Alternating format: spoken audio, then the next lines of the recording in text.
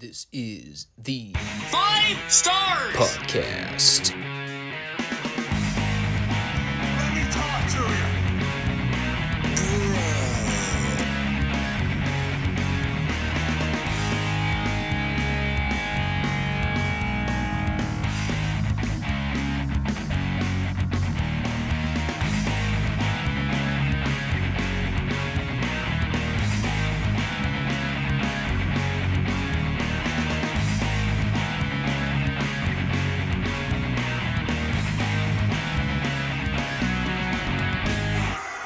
What do you guys want to talk about?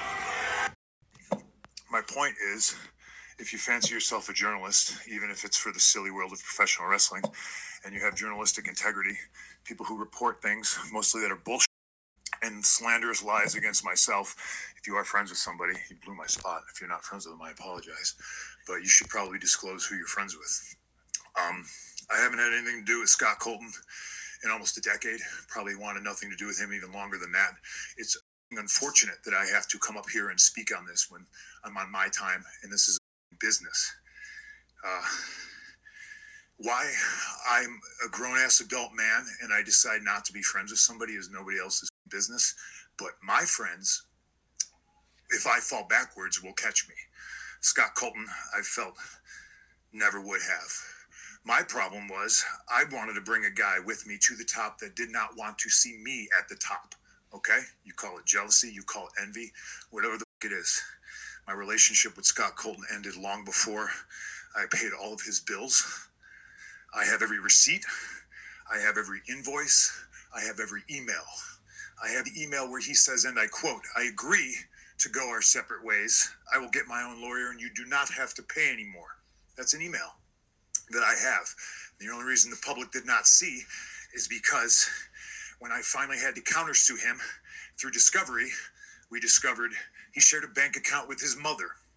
That's a fact. And as soon as we discovered that fact and we subpoenaed old Marcia, he sent the email, "Oh, can we please drop all this?" Now, it's 2022. I haven't been friends with this guy since at least 2014, late 2013.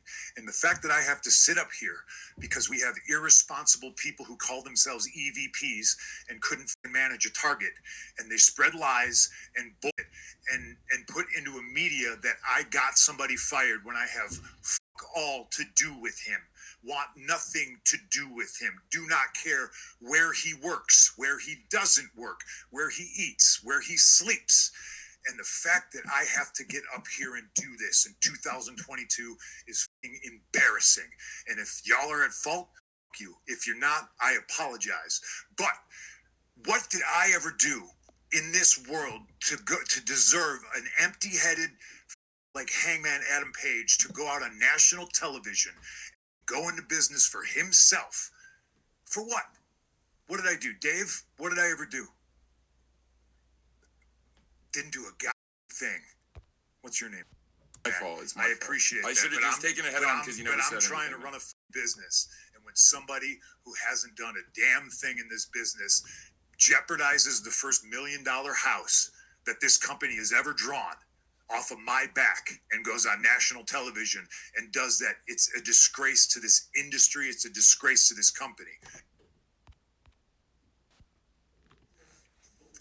I'll tell you why I'm upset about it, is because if you're an EVP, you don't try to middle your top babyface.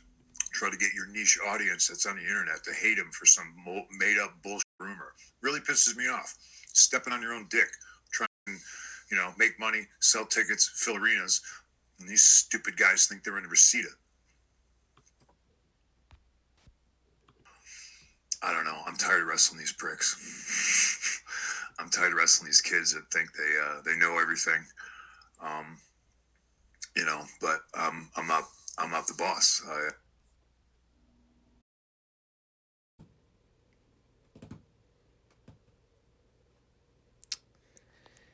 Guess I'm gonna have to edit a little bit of that.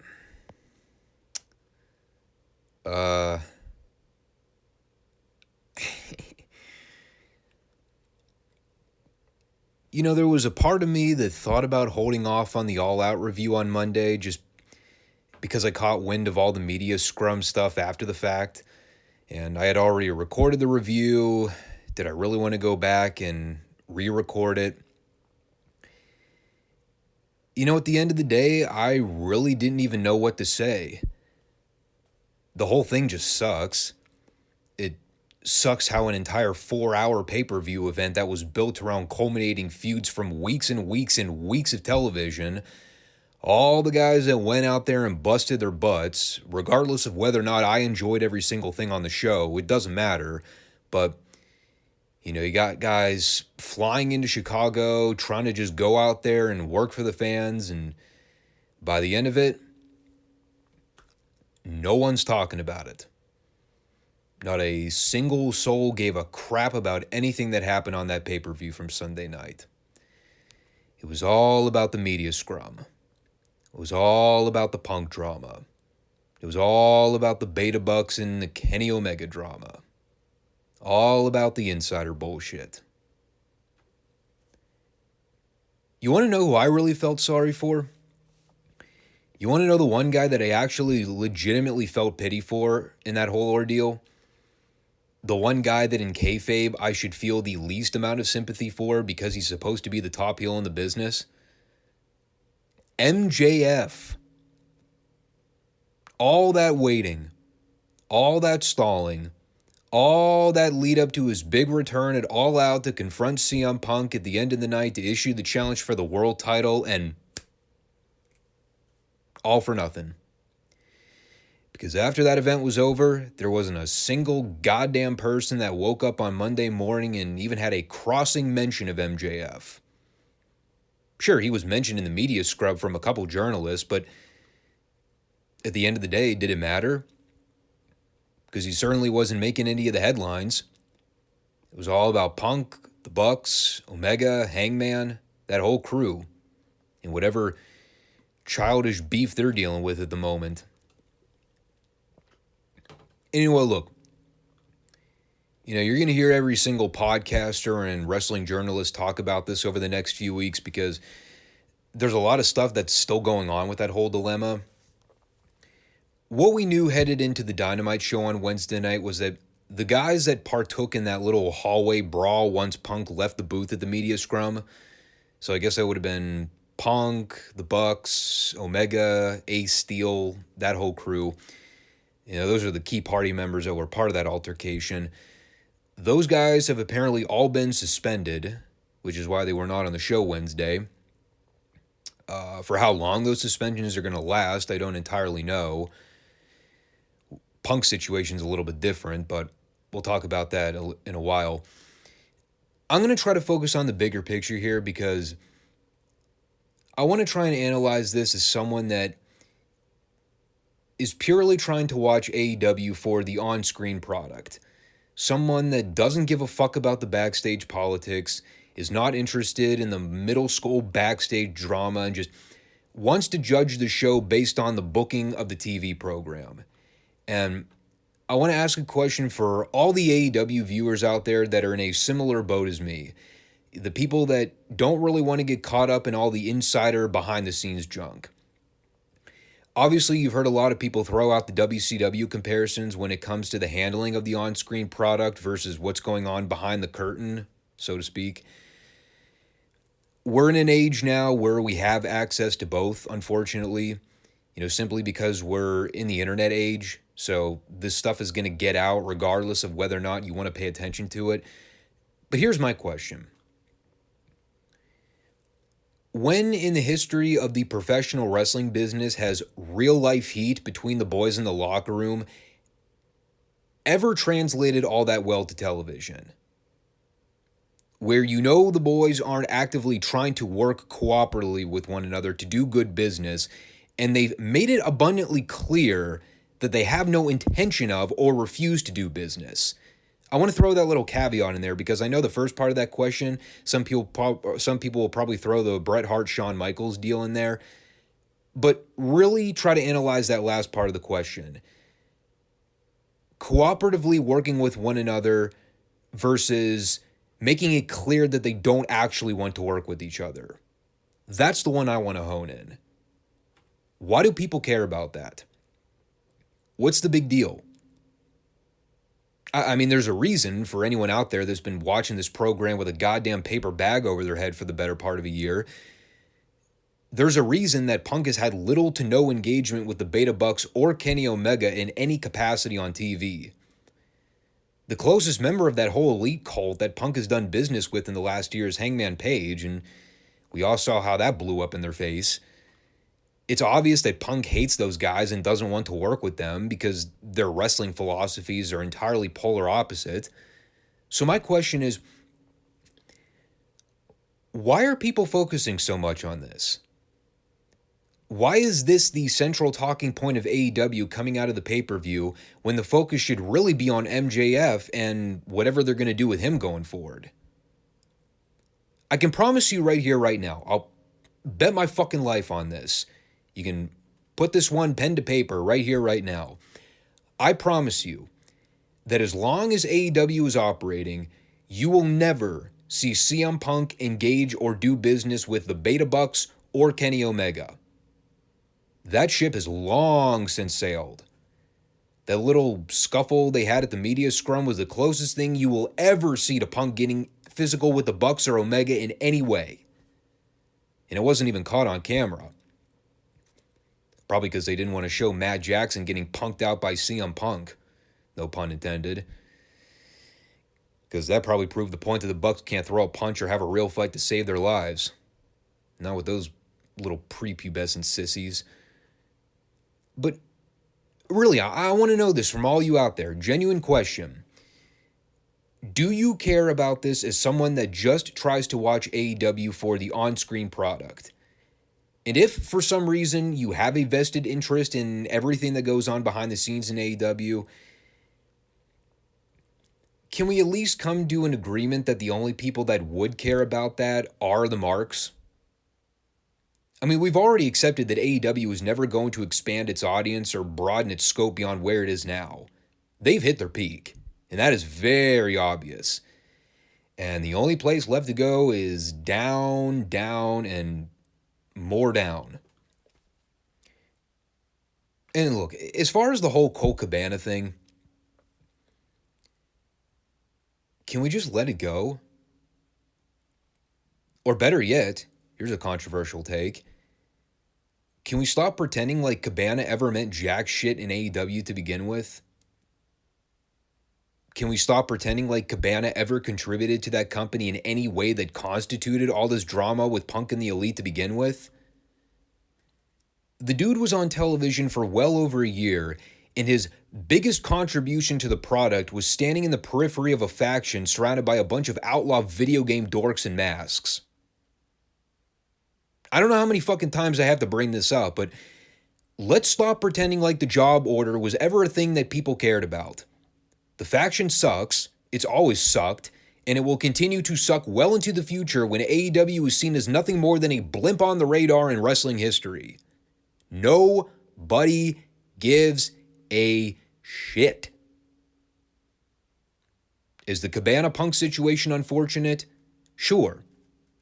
Friends come and go. Who gives a fuck? I've let plenty of people go from my life that didn't add value or compliment me in any way, shape, or form. It's not a big deal. I don't blame Punk for being pissed about the whole thing. There's not a single thing he said in those clips that I recorded earlier that I couldn't dispute or disagree with. You may not like the delivery of it. You may not like the tone. You may think he came off as brash or cocky, but I mean, he certainly didn't exaggerate the truth or say anything that any person with half a brain couldn't already tell. I've been saying for almost 2 years now that the Bucks and Kenny Omega are nothing but a cancer to that product. Never mind their wrestling, we're way past that. They're awful executives, they have no clue how to run an effective business, and they're purely there to try and get their lame-ass club of friends over and nothing more. Punk is just saying the quiet part out loud. He's just reiterating what guys like me, guys like Cornette, guys like Bischoff, anybody that's not in the tank for the Elite have said. And the longer Tony Khan continues to keep those guys around, he's just leaving himself vulnerable for more shit like this to happen in the future. So, I don't know. I have no idea what the next step for this company is. I know what I would do personally, but Tony's not going to do it. It would seem we have reached an impasse. Yeah, there's always a SpongeBob quote for everything. Never forget that. But honestly, that might not be too far off. You know, suspensions and fines are only going to serve Tony so much in the interim, especially when he's dealing with immature pricks like the Elite, because they don't give a fuck. Yeah, so they're left off television without pay for a few weeks. What do they care? There's people that disappear from the show for months on end with no explanation. What he ought to be doing is contemplating heavier repercussions. I mean, firing is always the easiest thing, but even reconsidering pay once contracts come due. If you have guys that are actively causing problems in your company and you're on the fence about re-signing them at the end of their deals, intentionally offer them less money. That's the way you really test to see how loyal they are to you. You know, if Tony offers Paige significantly less money once his contract comes due, see if Paige is willing to negotiate to stay on good terms. Same thing goes with Omega and the Bucks. Hold their feet to the fire. Because as much as people are going to hate me saying this, AEW does not need Kenny Omega or the Bucks. And I know Dave Meltzer just shat himself listening to me hear that, but bottom line is, the longer this company operates, AEW doesn't need them. And we saw it on this week's show. The Elite wasn't on the show. It was a fine program without them. They certainly didn't detract from anything. You know, just like once Cody left. I can't really see things taking a turn for the worse if Omega, Paige, or the Bucks all left the company. Cody left in January. They were fine. I mean, I'd argue things might be better off with them out in the long term. Of course, that always takes into account whether or not Punk is on good terms with the company too. Because if Punk leaves, they might have a little bit of a problem there. You know, Punk is a very integral part to that program's weekly viewership. And if people catch on to Punk having bad feelings with AEW and he's already got one foot out the door, watch out. I've said for the better part of a year now that there are usually 3 consistently good things about AEW. Anything involving Bryan Danielson, anything involving MJF, and anything involving CM Punk. You know, Danielson's kind of fallen off the map with the shitty way he's been booked for most of 2022 and kind of leaves things in the hands of Punk and MJF. MJF's contract is up in 2024 and the jury is still out with whether or not he's going to stick around afterwards. And you know WWE is going to offer him a shit ton of money to sign with them.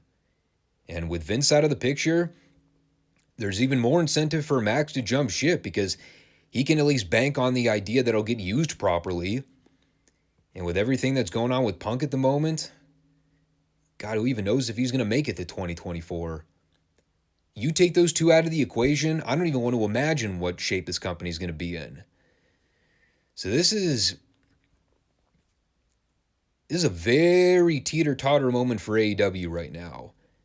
You know, I had a lot of hope coming out of that All Out pay-per-view on Sunday night, and with everything that came out of that media scrub, now I'm not so sure anymore. So about Dynamite. Yeah, remember when I talked about CM Punk favoring his elbow in that match from All Out? Remember when I said hopefully it's not too serious of an injury because that's the last thing Punk needs to be dealing with right now is another injury? Well, guess who's out with another injury?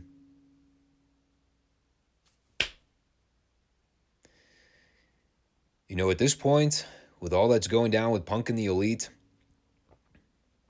maybe it's for the better. Because they basically open up the show with recapping the MJF return and then immediately diving into a pre-tape with Cocaine Head himself, President Tony Khan, and with the most bug-eyed, uncomfortable overselling you've ever seen from a promoter/president of a major wrestling company, He announces that he has been forced to strip both Punk and the Elite of their belts after what went down on Sunday. Now, first off, let's not completely negate the fact that at no point here did Tony actually bother to explain what happened. He just presumes that everyone that watches the TV show also follows the backstage drama. So if you're one of the million or so viewers that are asking yourself right now, well, what the hell happened that forced Tony to strip the Elite and Punk of their belts? Well, you never found out. So, well, the trios situation was comically easy for Tony to decide. He just booked Death Triangle versus the Best Friends because, and this is almost a direct quote here, they are two of the most storied trios in AEW history. And meanwhile, I am laughing my ass off because I am looking at the graphic for Chucklefuck Taylor, and it's the most ridiculous graphic you've ever seen for a wrestler in your life. As for the AEW World Title, well, I'll propose the question to you, the people. What do you do when you have a vacated belt and you need to decide a new champion? Well, of course, you go back to the well that every lazy booker goes to when they need to crown a new champion. You do a fucking tournament. Hot damn. It's about time. I mean, we haven't seen an AEW tournament take place in... Shit, bro. It's gotta at least be a month. Yeah, we're about overdue for another one of these tournaments, so why not now? It is also important to keep in mind, for those of you that didn't see the show or may have overlooked it, the entire time Tony is making this announcement, the fans are showering this whole thing with boos. And when Tony got to the tournament part and people caught wind of the fact that Punk was no longer the champion, these people shat all over this whole thing. Also important to note here about the World Title Tournament, no MJF. Put a post-it note on that. And speaking of the devil, in almost the literal sense, guess what devil is now the biggest babyface in the business? What a beautiful irony. And I guess I should say he was the biggest babyface up until the point where he was done trolling the marks, and then he went back to being a heel again.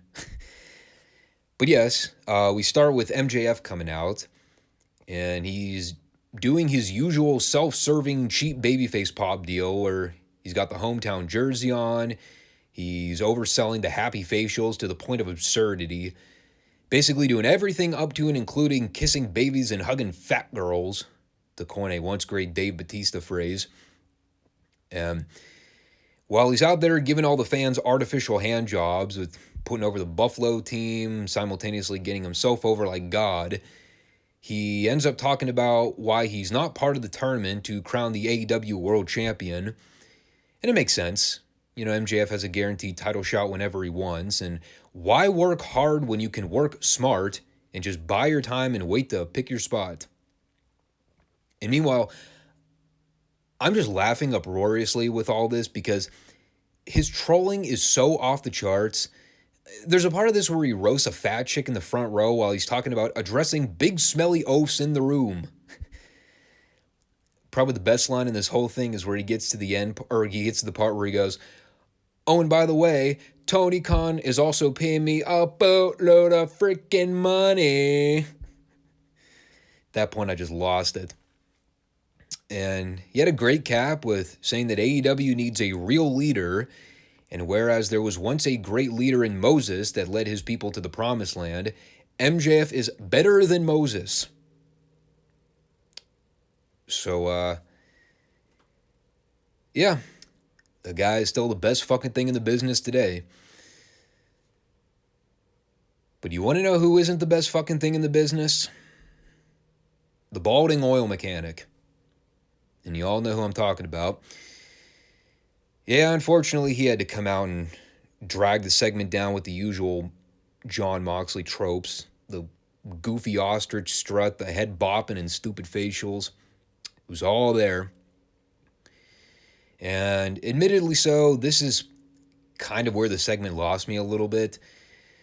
Not for anything Moxley did, believe it or not, but they're still playing up the whole MJF 2024 contract thing, and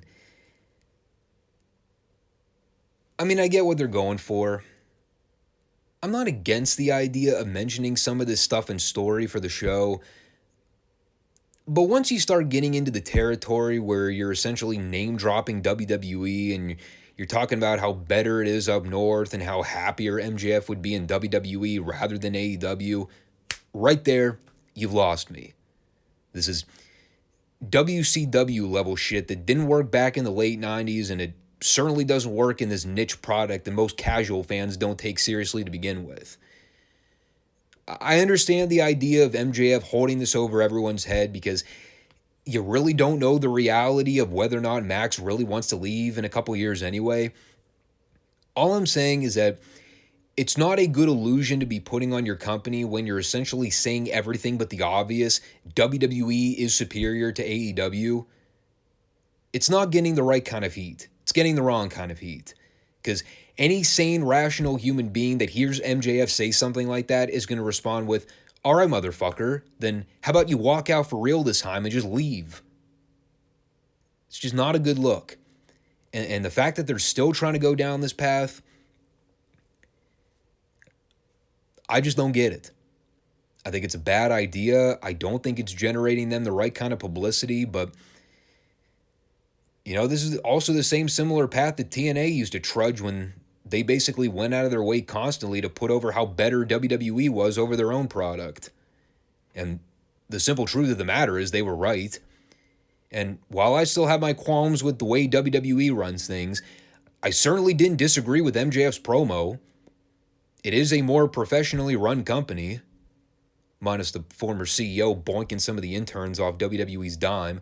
But especially when you look at where we are right now with AEW's ongoing backstage issues, I mean, WWE really does look like the promised land by comparison right about now.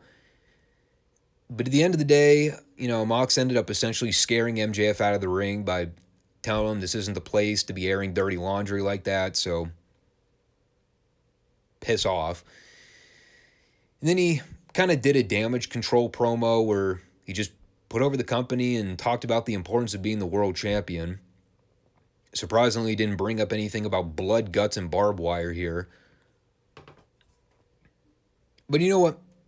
Before we move on here, I want to say something about this Moxley promo because it really hit me when this was over. You know, and especially when you factor in everything that's going on in this company right now. Even if I'm not a fan of the guy, I'm not a fan of his promos, and I think his ring work is rotten, the guy is obviously very passionate about this business. You know, the guy actually shows up to work and does what he's asked to. Doesn't mean I have to like him, but I respect the hell out of him. Man to man, I admire the guy's passion and drive.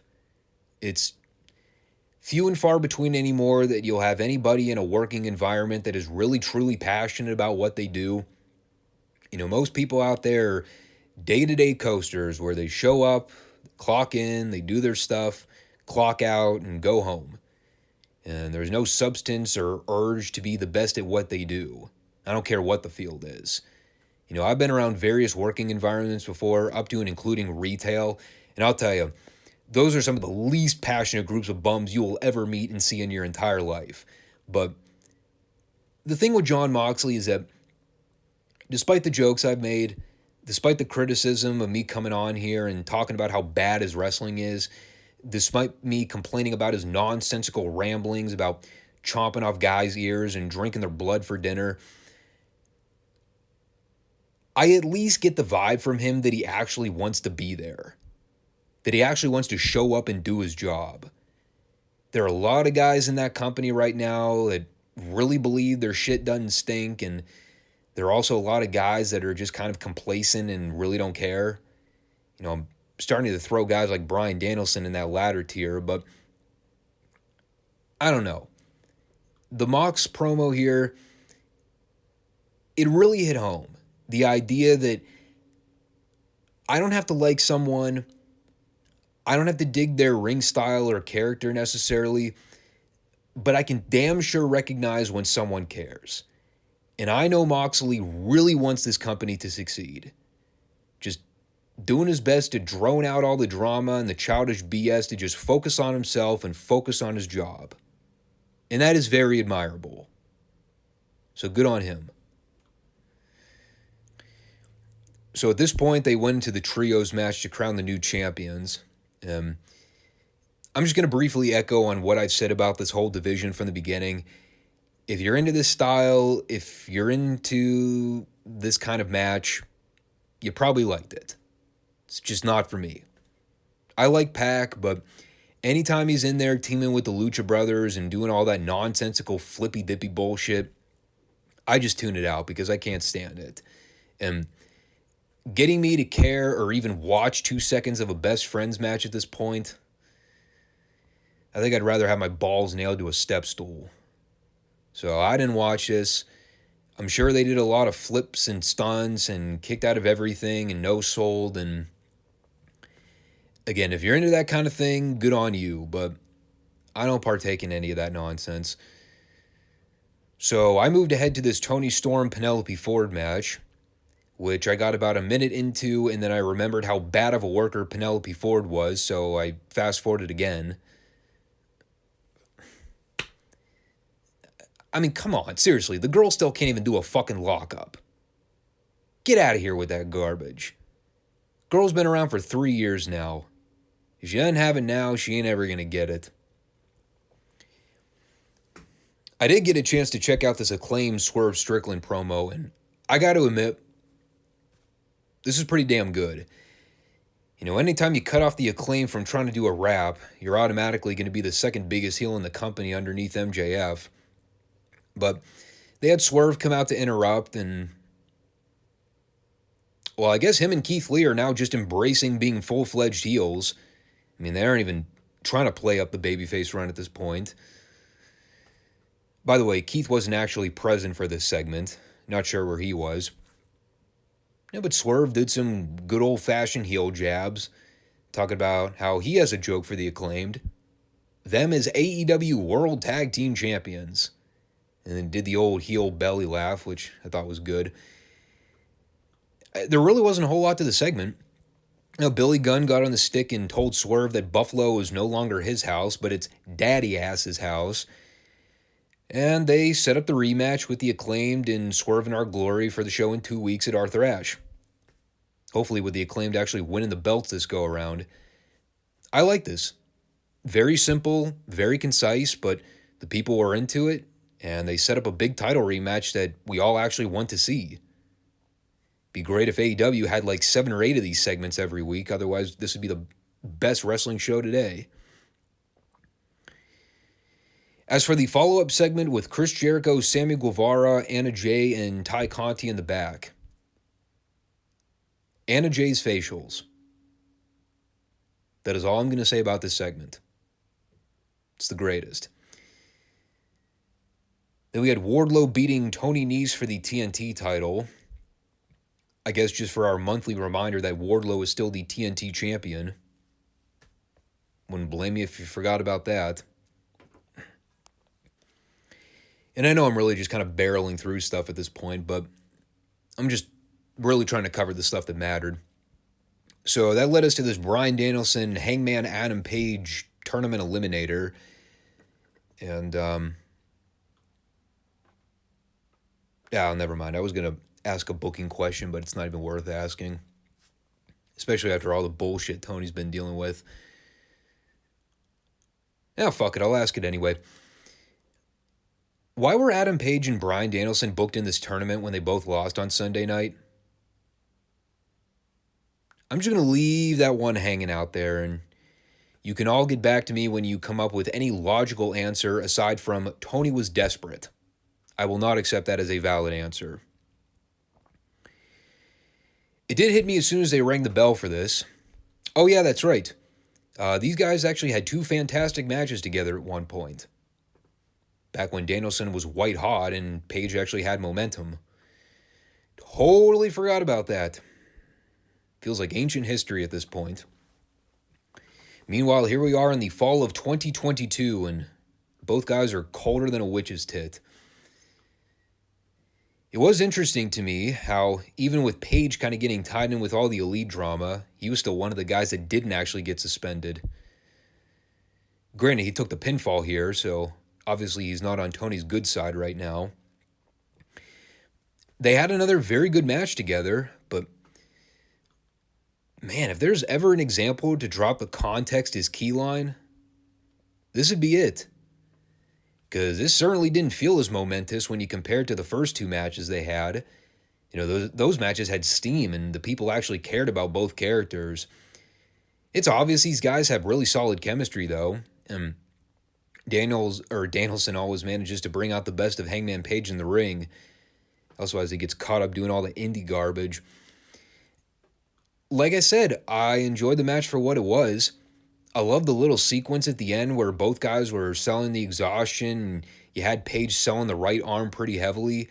They had a great spot where after Danielson threw Page overhead from the top rope and Page landed on his feet, they had Danielson block a right-hand lariat from Page and then he immediately decked him with a left.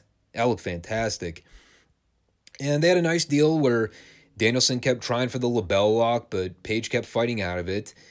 And they got to the end where Page hit a couple big moves on the floor. And when he threw Danielson back into the ring, he went for the buckshot, but Danielson ducked and got the flash win with the O'Connor roll. At least the right guy won. It's what you get when you hang out with the bad crowd. Page definitely felt the wrath of booking punishment here. Another good call on Tony's part. There was a segment where Stokely Hathaway's faction beat up a ringside crew member. Heat. And that brought us to the main event of Wheeler Yuta and Daniel Garcia for whatever belt it is that Yuta has. One of the Ring of Honor belts.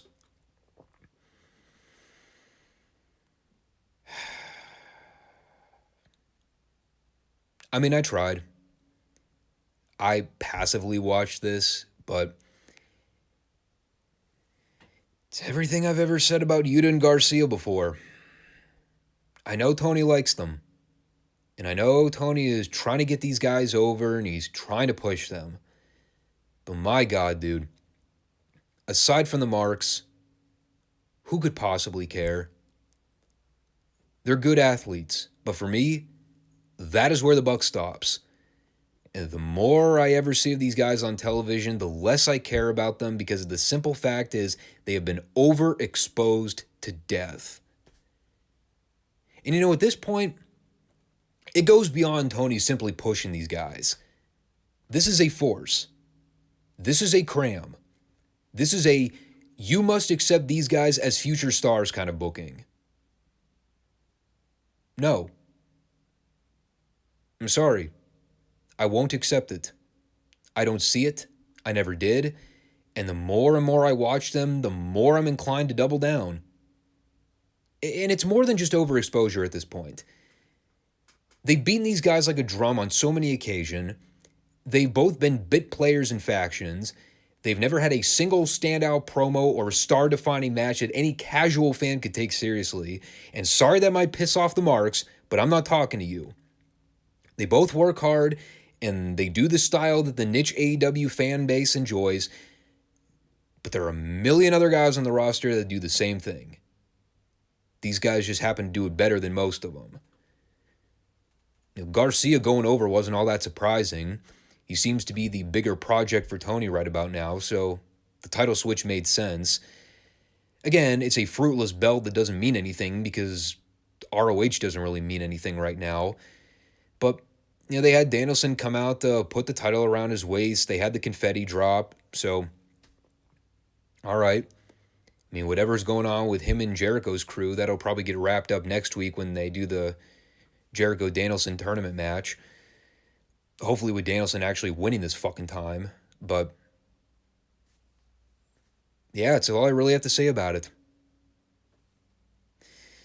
Didn't really have a whole lot to say about Dynamite, period. mostly because the show is still kind of an afterthought with all the bull crap that's still going on with the Elite and CM Punk. The Punk injury looks to be pretty bad, and I think he just underwent surgery in the last couple days, so, I mean, he'll probably be out for a while, if he ever comes back, period. I mean, who even knows at this point? The one thing I'll say, to kind of put a bow on this whole show, I am glad that they kept the behind-the-scenes stuff to a bare minimum this week. They passively talked about what happened over the weekend, but they didn't harp on it, and they went through with a wrestling show that was mostly centered around the on-screen product. And that is what I prefer seeing in most instances. Doesn't mean I'm always going to like what I see, but I'll take the important aspects of the business over company melodrama that I can give two fucks less about any day of the week.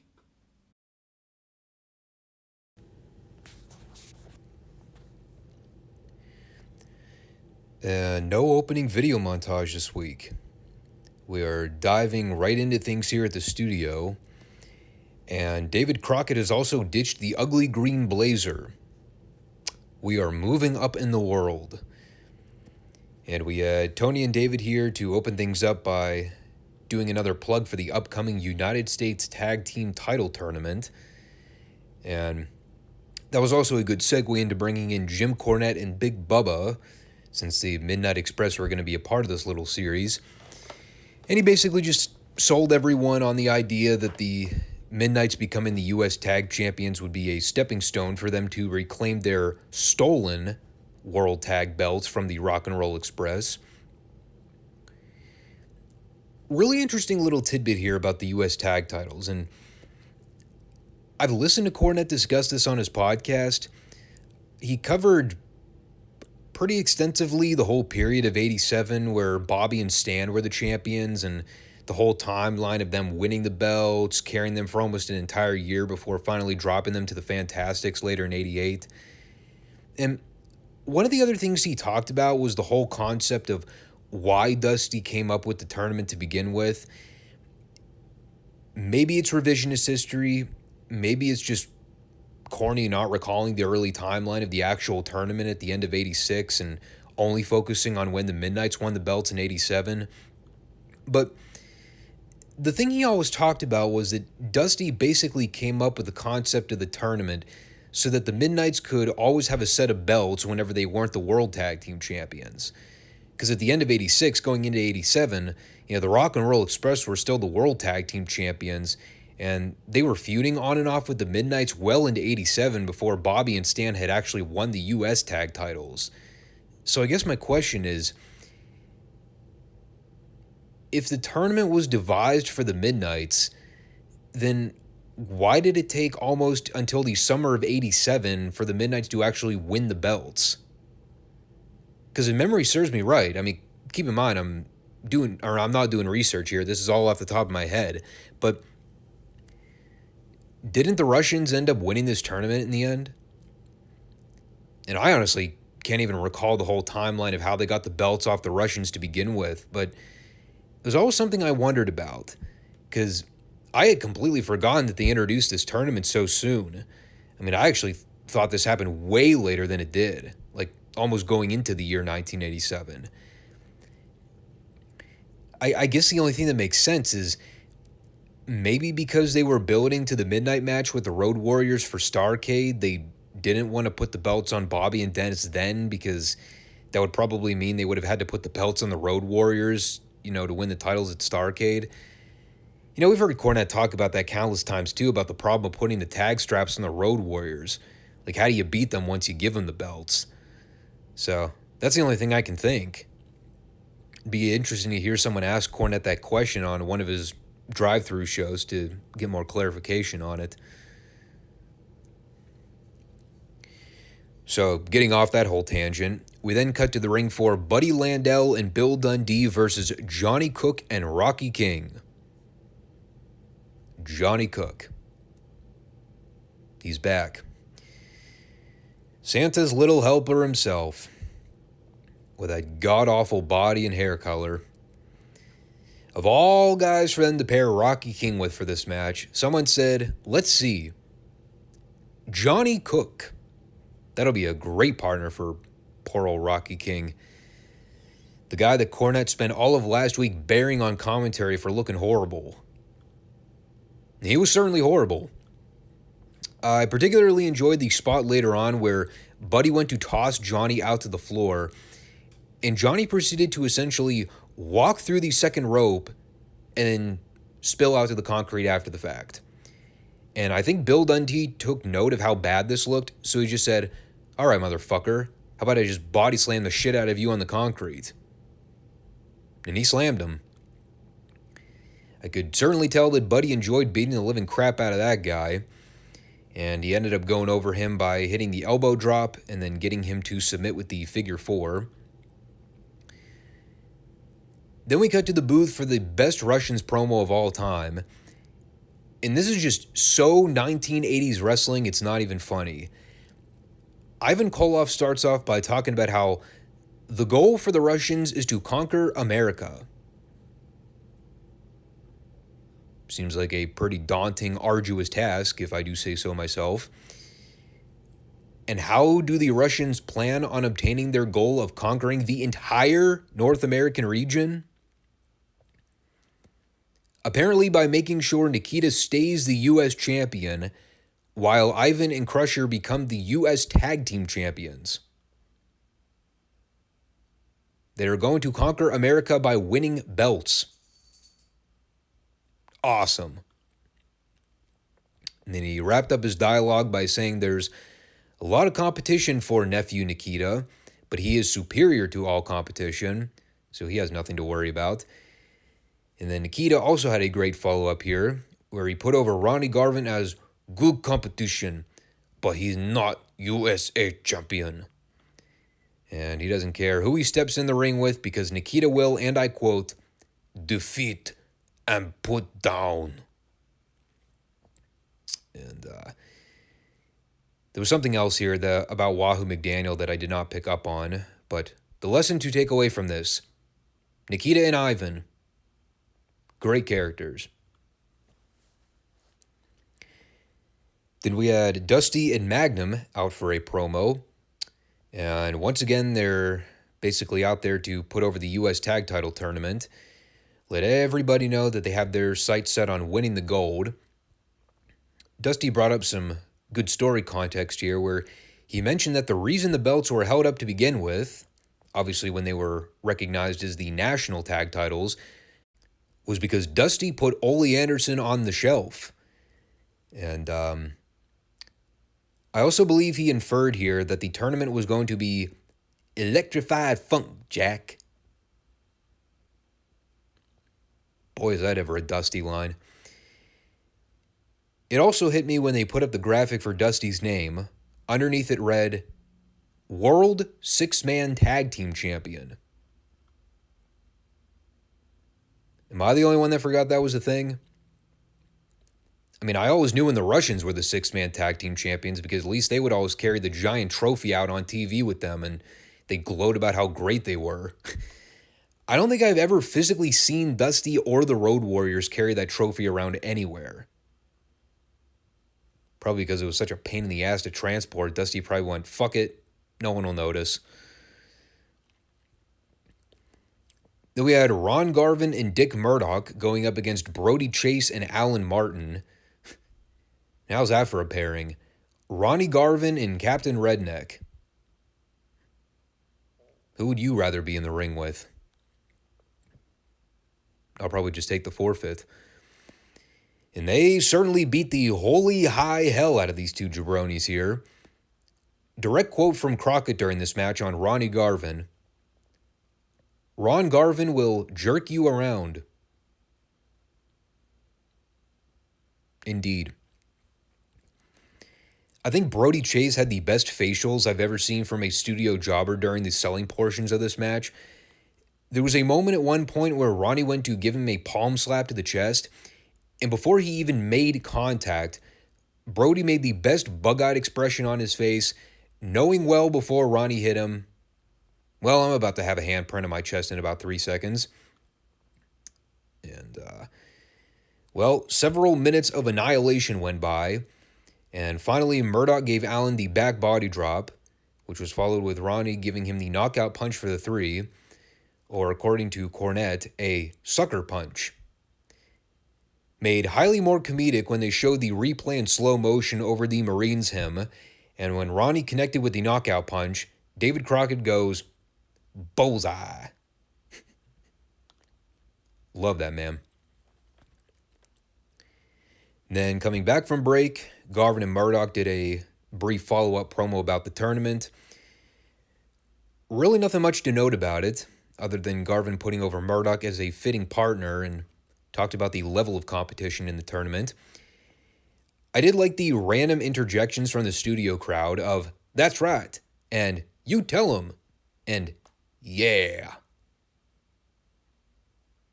I don't know why I thought that was so funny. Then Wahoo McDaniel wrestled Lee Peak, which David Crockett had a hard time announcing with a straight face. And if you had to announce the name Lee Peak without laughing, you'd probably have a hard time doing it too. There were a couple things of note here, aside from the fact that the match was boring as all get out. They were about a minute in before Cornette had supposedly received a phone call that he needed to take, so he walked off set mid-match and did not come back until the end of the show. And I can't entirely tell if that was because they were setting up the angle right then and there, or if Corny was so offended by having to watch this snooze fest that he actually had to dismiss himself from the booth as a shoot so he could go do something else. Both are highly probable. The other thing of note was the ending sequence, and it was notable because the last minute of the match consisted of the following. Wahoo whipped Peak off the ropes for a chop, which he then followed up with a pinfall, but he pulled his shoulders up before the 3, and after pulling up his shoulders before the pinfall, did he pick the guy back up to his feet to lay in some more chops? No, he followed with a chin lock. Captivating storytelling. And he ended up slamming the guy down 2 seconds later and then pinning him anyway. I'm starting to think that Wahoo was only here to pick up a paycheck by 1986. He is the epitome of a guy that is just going through the motions and totally not giving a fuck. I love it. Then we came back for the Rock and Roll Express going up against Phil Brown and Ray Aaron. My God, this influx of job talent is impeccable. And you'll never guess what happened here. Take a wild guess. By the way, David had another classic line in here. Not kidding. This is what he said. The Rock and Roll Express. Look at them. They're quick. And they can wrestle. No shit, David. Coming back from break, we had Ric Flair in the new and improved Baby Doll, sporting her best attire on studio wrestling yet, what appeared to be a glimmering blazer. And of course, Rick was decked out as usual. He had on a burgundy V-neck sweater, a cream color blazer, and red dress shoes, which he claimed cost more than most people's homes. I wouldn't dispute that. And he's out there plugging towns and putting down all the baby faces. There was a part in there where he talked about the Road Warriors, and he wanted Baby Doll's input on her female perspective of Hawk and Animal. And her conclusion, all show, no go. And Flair rationalized this as basically calling them meatheads. And there's another part in this promo where he's name-dropping Nikita, skinny neck, skinny-armed Magnum TA, and then he gets to the Rock and Roll Express. And I braced myself, because if there is one thing that I know Ric Flair is going to mention anytime he mentions Ricky and Robert on this show, it'll probably have something to do with little girls and training underwear. And sure as shit, guess what Ric Flair brought up in this promo? And Yep, that was pretty much all there was to it. It was a Ric Flair promo in 1986. I'm surprised we didn't get the patented Space Mountain line at any point. Although with Baby Doll next to him, maybe that wouldn't have gone over so well. So then we went to the ring where the Road Warriors pummeled on Art Pritz and Darren Evans for a few minutes. And of course, David being sure to lay out the big tough questions here, asking the people at home, how would you like to be in the position of someone like Art Pritz or Darren Evans, knowing that you have to go in there and face the wrath of the Road Warriors? I imagine it would be unpleasant. At least Art Pritz kind of benefited from getting dumped out to the floor almost immediately, so he didn't actually have to get pummeled at any point in this match like Darren Evans did. So after that complete, utter massacre, we then cut to the booth with the Legion of Doom and Paul Ellering. And I had to note this from the beginning because it was funny. Ellering's first line was directed to Cornette, where he told him that when he meets someone for the first time, not to say hello, but boo. And this was met with complete silence from the studio crowd, except for one person on delay that responded with, woo. I popped. And for the record, no, I had no idea what the hell Paul was talking about. Luckily, Hawk jumped in there with a fucking promo of the century, and this was vintage wacky Hawk in every way imaginable. He said that when you're as big and nasty as the Road Warriors are, you can go down to the Atlanta Zoo and get into a fight with the gorillas, or if you're feeling really saucy, you can go down to the Atlanta Zoo and get into a fight with the elephants. And he pauses. Or Baby Doll. And everyone in the studio leapt to their feet and went, yeah. Dead. And, yeah, he pretty much concluded that any team that gets in the ring with them is an idiot. Certainly won't argue with that logic.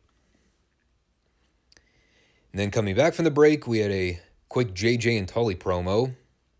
Really kind of just hit on their talking points from the promo they did last week.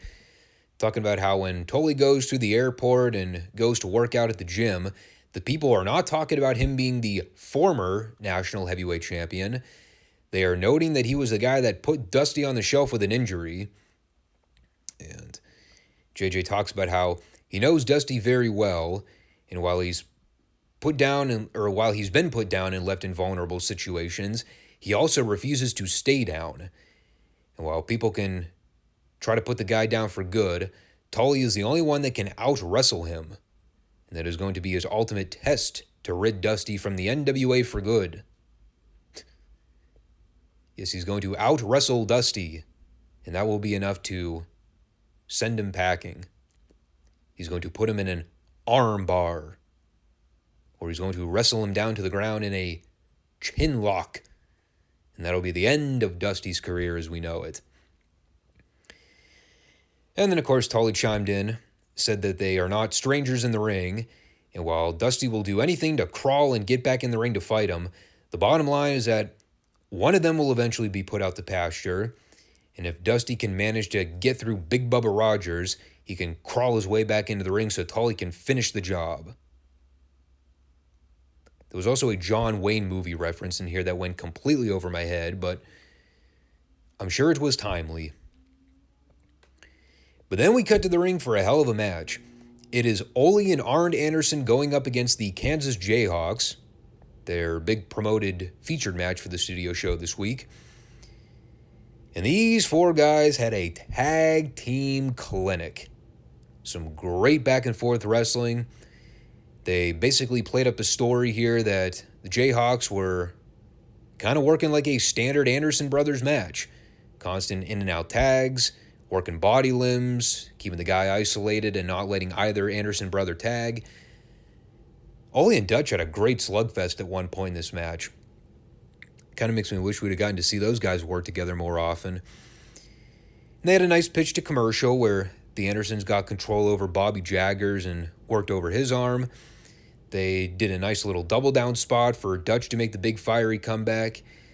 Things ended up breaking down with all 4 guys so that JJ could toss Ole his shoe from the floor.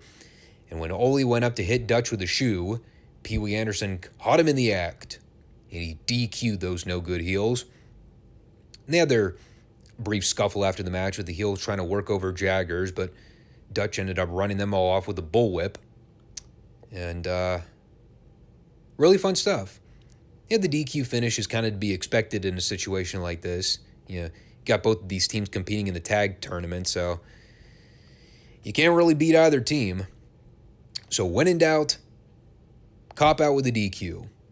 Works every time. And that led over into Ivan and Crusher getting an interview with the booth. Crusher kind of ran down the accolades of the Russians and talked about them being former champions. He also completely fucked up the go-home line when he talked about how great it would be if the Russians held not just the U.S. heavyweight singles title, but the, quote, world tag team titles. And then upon realizing that he screwed up his line, he tried to then correct himself by saying U.S. tag team champions. Darso. Poor guy. Nice guy, but goddamn his promos were abysmal. Luckily, Ivan picked things up here with a great promo.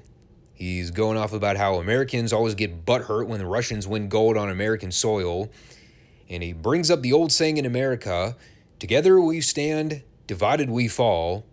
While in Russia, they also have a saying, together we stand, divided we also stand.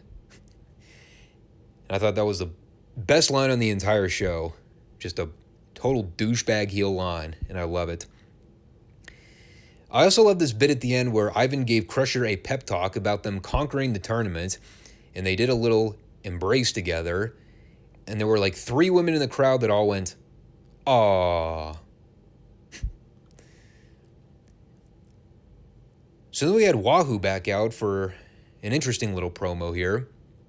And I actually forgot to mention this from earlier on, but during the first Russians promo with Nikita, Ivan mentioned that Nikita being the U.S. champion automatically grants him the #1 contender spot for the World's Heavyweight title, since the U.S. title is the second top-tier belt. But not if Wahoo has anything to say about it, because he says that since he's been part of the business, the national heavyweight title has always been recognized as the second-tier belt in the industry. And who are the Russians to automatically assert that the U.S. title takes precedence over the national title? A fair question. But Tony basically asked Wahoo to stay out and commentate with him for the Nikita Koloff match next to provide his expert analysis. And his expertise consisted mostly of informing everyone that Nikita has good conditioning. Very astute observation. He also had some other dialogue in here that I tuned in and out, but Nikita went over with the Russian sickle, and then he pointed to Wahoo at the desk to signify that he's next on his list of victims. And then we cut back to the booth with Wahoo and Tony. This time they brought out Jim Crockett for his special announcement. And I really like the way they handled this because they kind of tied a lot of loose ends together when it comes to the amount of belts they had in the National Wrestling Alliance around this point. But Jim Crockett mentions that the national and U.S. titles are both recognized belts under the NWA banner, but they both essentially cover the same territory. So in order to determine who the actual #1 contender is to the World's Heavyweight title, the NWA is proposing what essentially is a unification match between the two champions. However, instead of sanctioning it by demand, they are going to leave it up to Wahoo and Nikita to make that decision themselves if they want to have the match. And Wahoo basically says, well, I don't want a belt that doesn't mean anything. So if Nikita is willing to sign the contract, we'll have this unification title match. We also had Ivan come out to get in Wahoo's face and basically tell him that Nikita will sign the contract if Wahoo has the guts. And, well, Wahoo basically says if Nikita knows how to write, he can put his name on the dotted line and he'll meet him in the ring. God, I can only hope Hunter and Tony are watching this, because I'll tell you something. If there's ever a time in the wrestling business where we need some belt unifications, it is right fucking now. It's probably one of my biggest pet peeves in today's business is everyone's got a goddamn belt of some sort and none of them mean anything outside the main titles in both companies. So hopefully those guys are listening, because I liked it better back in the day when belts actually had tiers and there wasn't an endless abundance of everyone having a championship belt of some sort. Coming back from break, we had Tully Blanchard and Jimmy Garvin teaming up to face Henry Rutley and Mike Rose. Talk about the ultimate dream team. Why do I have zero memory of Tully and Jimmy ever teaming up together in any capacity? It's a goddamn shame we didn't see more of it, because this is a lot of fun for many reasons. I think I determined this as the Tully gives no fucks match, because he wasn't having any of these job guys' BS this week, including the spot where Rutley tagged in for the first time and gave Tully some of the weakest looking worked punches to the chest. And I think Tully was so offended at how weak and dull these punches looked, he just palm struck the guy as hard as he could across the face. Like, how dare this fool not lay into me? And there was also a similar spot at the end where the other job guy tagged in, tried to give Tully a series of punches to the gut in the corner. Not only did Tully completely no-sell this, but he looked over to Jimmy Garvin with an expression that I can merely describe in no other manner than, what the fuck is this idiot doing? So, of course, he immediately charged him in the corner with a running knee and proceeded to kill him with very stiff shots. And they had this fantastic finish where Garvin hit the fatter job guy with the brain buster, and then Tully decided to go and do business for himself by running into the ring, yanking the other job guy over the top rope, and then killing him with a slingshot suplex. Fucking epic. But, going back to the whole Tully and Jimmy thing here, surprisingly had some really good tag chemistry for never having teamed prior. They were doing double Irish whips, never getting in each other's way. It's amazing. Now, of course, they were also great ring workers, so maybe that's not so much of them having good chemistry together as a team. They were phenomenal pro wrestlers, and they knew what they were doing. And in our final segment for the week, we had the Warlord killing Jack Weathers in a totally pointless squash. Still rocking the totally hideous raccoon haircut. And that was immediately followed with Baby Doll saying that her business with Ric Flair is nobody else's. And then she said that she is taking the Warlord to the Central States to show everyone the kind of competition they'll be dealing with. And I watched this back a second time because this is a very weird, out-of-the-blue promo. But upon second viewing, I think this was Baby Doll's send-off. As noted before, I think I brought this up, the story with Baby Doll around this period was a very interesting tale. For those unaware, Baby Doll had gotten into some trouble with The Office over her then first relationship with Sam Houston. And I'd be lying to you if I said I could fill you in with the details of what was going on there, but nevertheless, it wasn't good. But as punishment, they had taken Baby Doll off of TV and essentially banished her to the Central States and wrote her character off TV very abruptly. So if I'm not mistaken, I think this was the last appearance for Baby Doll in Jim Crockett Promotions. It was a very weird, bizarre story, but hey, if you're looking for backstage drama around the territory days, there's some crazy shit you can read about. But, well, she walks off with the Warlord, apparently never to be seen again. So, rip Baby Doll. And with about 2 minutes left of airtime, Corny returns from the dead That is his apparent 40-minute phone conversation when he walked off set earlier. And this was... honestly, I don't even know what the hell this was. He's absolutely hysterical about apparently something that went down in that phone conversation. All he basically did was come out to reiterate his talking point that the Midnights were screwed out of the World Tag Belts and that they would beat the Rock and Roll Express to reclaim them.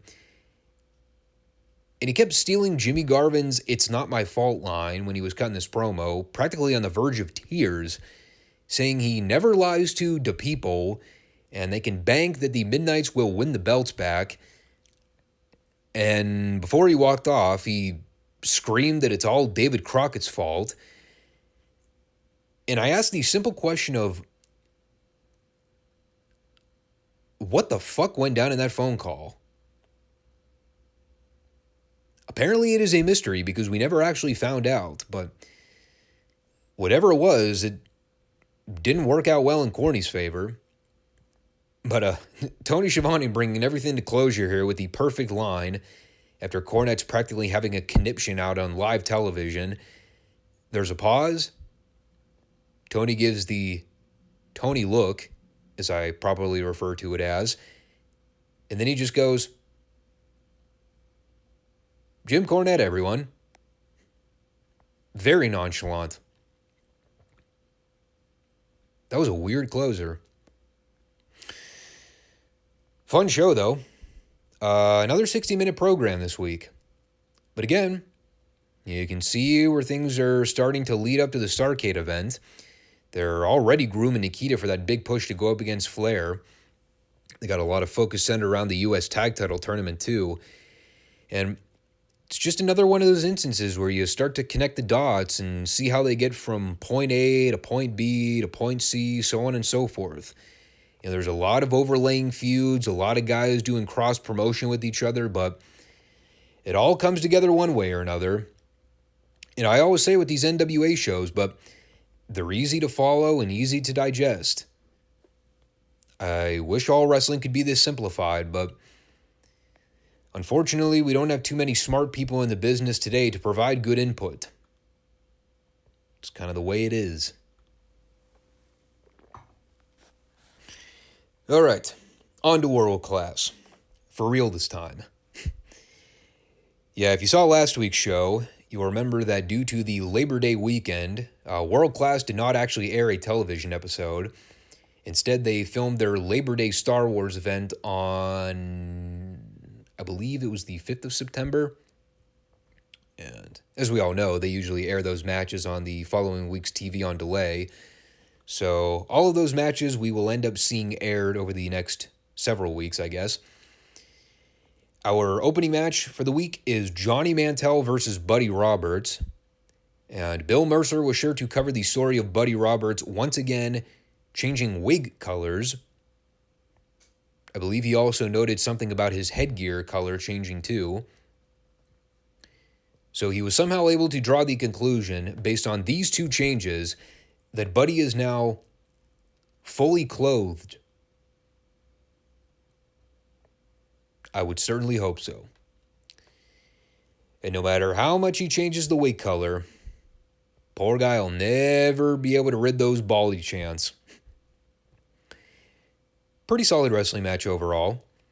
This looked to be some kind of prelim or dark match they taped for the show because, according to the wiki page, the Freebirds all ended up working a 6-man tag with the Von Erichs, which was then apparently followed with Buddy wrestling the Iceman.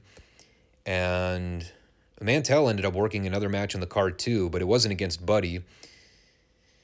Once again, though, they kind of played up the story in this match where Buddy used his headgear as an offensive weapon, but because David Manning wasn't able to obtain a gimmick from the helmet, he could not disqualify Buddy for the use of a foreign object. So that was Buddy's heat mechanism in this match. And they had Mantell fire back at the end. Buddy tried to whip Mantell off the ropes, but Mantell ended up countering it into a backslide for the clean pin. A very shocking upset finish, but the crowd gave it a pop. Of course, you think about it as a smart fan and you wonder, Is it really a wise move to beat a top heel to an undercard guy that they had no intention of pushing as an uppercard guy? Nah. Hindsight is always 20/20, I guess. On the other hand, it is one of those circumstances where it works in the territories because A, it's putting the babyface over the heel clean, and that's always going to get a pop no matter what. And B, you can pretty much beat the Freebirds any way you want, and they're always going to get their heat back somehow, so it's not going to damage them in any way. They practically neutered Buddy Roberts in the booking aspect of things with all the jobs he's been doing, and even with the guy having his head shaved and being humiliated by the babyfaces at every turn, he's still the top heel in the Dallas region at this point, alongside Terry Gordy and Michael Hayes. So they follow that up with a nice little video package here with Kevin Von Erich at the Methodist Central Hospital, and he was there to visit a friend named Doyle, who apparently was in a very unfortunate car accident, which confined him to a wheelchair. And he basically just spent the day with him, and they kind of just talked about wrestling, apparently. He was a big fan, so they hung out together and shot the shit. There was a part in the video where they looked like they were using some workout equipment because he was doing some physical therapy for his back injury. And of course I smiled because Kevin Von Erich's sitting there in the machine next to him, and of course he doesn't have any shoes on. I'm like, of course Kevin's not wearing shoes. Why would he? But, yeah, this was really cool. You really feel for the kid because he's so damn young, and meanwhile Kevin's just there to be a friend and support him. There wasn't a whole lot to it other than that, but makes you almost wish the boys in today's business were as professional and down-to-earth as guys like Kevin Von Erich was. Instead of causing company drama and stigmatizing the roster, they ought to be doing more charity work or visiting their local hospitals to do things like this. It'd make them easier to cheer for in a lot of instances. So, coming back from break, we had Mercer at ringside with General Skandar Akbar and the Mongol. And they set up this little deal with the Mongol going up against Mike Bond because their story is that none of the top babyfaces want to get in the ring with anyone from Devastation Incorporated because they scared, up to and including the Ugandan warrior Kamala. And you got Akbar running down all the faces, talking about that yellow streak they've got running down their backs because they're too afraid to get into the ring with Akbar's group of monsters. So, well, apparently they were able to talk Mike Bond into being a sacrificial lamb here. And if you picture in your mind for a minute a Mongol versus Mike Bond match on paper, yeah, it was pretty much the match you got. Boring, plotting, and Mongol won with the running stampede. What was not boring or plotting was the next match. Gentleman Chris Adams versus Gorgeous Jim Garvin for the American Heavyweight title. And, of course, Adams bringing the fight right to Garvin from the opening bell. In fact, he was exploding all over Garvin, according to Mercer. Too easy. And in addition to the fans cheering for Adams and causing great distress for poor Sunshine, they also showered her with more Sunshine Sucks chants. Really giving the poor gal a hard time. I enjoyed the part in this match where Adams is cranking on Garvin in a sitting headlock, and while Bronco is trying to ask if he wants to give it up, Garvin responds with, "No, I'm the champ." What a heel. And eventually Garvin was able to cut off Adams around the 5-minute mark. Ended up dumping Adams out to the floor and cutting him off anytime he tried to get back in the ring. Which is kind of ironic when you think about how everyone does it in the business today, where instead of the heel trying to keep the babyface isolated from getting back in the ring to maybe take a count-out win, instead the heel actively goes out to the floor so they can both do more moves outside the ring. Because, the wrestling ring is just there for shits and giggles. Every match is a Falls Count Anywhere match. And finally, Adams was able to milk a comeback, ended up monkey flipping Garvin off the ropes and gave him a super kick out to the floor. Got him back in the ring with about a minute left, so Adams started going for the desperate pin attempts. And unfortunately, he was not able to obtain a pinfall before the time limit expiration. But that did not stop Sunshine from getting in the ring and trying to get physical with Adams. For some reason, Mercer was particularly excited to see a good old-fashioned spanking. Kind of like the one Carrie Von Erich gave to Sunshine a while back. Or was it David? Can't remember. Might have been David now that I think back. But, well, of course, how would he be able to call himself a gentleman if he resorted to such tactics? Well, he wasn't the gentleman for too long in World Class, but we will not get into spoilers at the moment. And then we had the main event, which had its share of great moments as well. Beginning before the opening bell with the Iceman in the ring alongside Carrie to mock Buddy Roberts and Michael Hayes with a wrestling headpiece of his own. And his exact quote to Buddy was, "I have a migraine." And Buddy was outraged that King Parsons was trying to feign a head injury when he is the one with the legitimate injury. Because, you know, Buddy's injured. Fabulous stuff. But of course, there was a special stipulation to this match. The actual match was Michael Hayes versus Carrie Von Erich, but the Iceman and Buddy were to be handcuffed at ringside to prevent interference. That is, the Iceman was handcuffed to prevent Buddy from interfering. And Carrie, pulling from the playbook of his younger brother Kevin, wrestling barefoot in this match, which you really didn't see that often, actually, now that I think about it. So they had a match. It's one of those, if you've seen it once, you know what kind of match it is. It was good, don't get me wrong, just nothing out of the ordinary of every other Freebirds Von Erich encounter we have not seen a million times now. My attention was mostly averted to the Iceman and Buddy on the floor, where every time Buddy tried to stand up and either get in the Iceman's face or tease that he was going to try and run interference, Parsons would just pie face him back down into the chair. But the boys did their thing in the ring. To the utter surprise of no one, Carrie went over clean after hitting a second rope crossbody dive. And of course, in the afterbirth, we all saw this coming a mile away. You got David Manning trying to uncuff the Iceman and Buddy from each other. And of course, Buddy's just licking his chops, waiting to blindside Parsons from behind. And sure enough, once he's free, he clubs him in the side of the skull. And the heels end up cuffing the Iceman to the ropes to try and put the boots to him. Fortunately, Carrie was there to save the day and run them off before they could do any further damage. Also, it wouldn't have been a classic handcuff angle in pro wrestling if they did not have a great deal of trouble trying to get the cuffs off of the Iceman. Because nothing ever goes right in the world of wrestling when it comes to gimmicks and handcuffs. It's like the head shaving angle where evidently the clippers don't work. Train wreck television. But, anyway, overall a fine show. We'll be seeing the fallout to their Labor Day tapings over the next couple weeks, but decent start.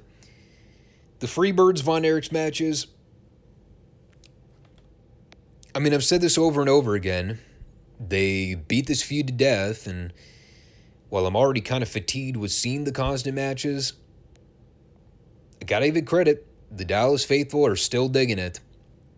You know, there's still plenty of good balance with everything else that's going on. You know, you got Skandar Ogbar's group. Jimmy Garvin and Sunshine are always great. Chris Adams is doing his deal. I mean, they got spice and variety. It's just, I don't know, it's one of those things where when I see Michael Hayes versus Carrie Von Erich now, I'm like, God damn it. I mean, they're always great matches, but at this stage, what else is there to really talk about in their matches? They wrestle for a while. The Von Erichs usually go over clean in the end, and it's pretty much the extent of it. Sometimes the Freebirds get their heat back at the end, but very rarely. And to think this went on for almost an entire year plus. Incredible. Anyhow, thanks for stopping in for this edition of the Five Starr Wrestling Report. This coming Monday will be the start of our WWE SmackDown reviews, which are going to take the place of the NWA Power reviews. It'll be interesting to dive back into that again. I have not watched SmackDown in well over 2 years now, so it'll be a fresh start to see what their follow-up is with the Clash at the Castle show. They beat Drew McIntyre flatter than a plate full of piss, so not sure where they go in terms of finding Roman's next challenger of the month, but I guess we'll find out. In addition, we'll also be picking back up with the Retro Raw reviews. They wrapped up the SummerSlam 93 show, and now the build begins for their Survivor Series in November. And they'll also be setting the stages for where they're headed for the following year's WrestleMania, because this is back when WWF actually booked long-term. But Monday's show is looking to be the WWE portion of the podcast going forward. Almost seemed impossible when I started this channel back up over a year ago. At one point, the only constant WWE TV we reviewed every week was NXT, and by the end of the year, no more. And definitely not going back to that again. At least not for the foreseeable future. Hopefully SmackDown doesn't turn into a Dynamite experiment where it's a goddamn chore to get through the 2 hours. I don't know, though. WWE usually features less offensive content in a 2-hour period, so I'm cautiously optimistic about it. Honestly, I will take boring at this point over nonsensical and migraine-inducing. Anyway, we'll see y'all then. Take care. Peace.